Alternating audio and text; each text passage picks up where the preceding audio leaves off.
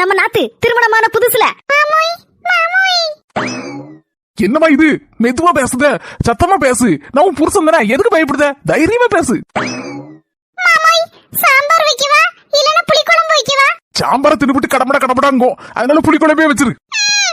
எப்படி வளர்த்திருக்காங்க யா பிள்ளையா? தங்கமான பிள்ளையா எல்லாம் இருக்கு. வாய திறந்து பேசுறது கூட பயப்படுதாடா. இல்லடா, என்ன விஷயம்?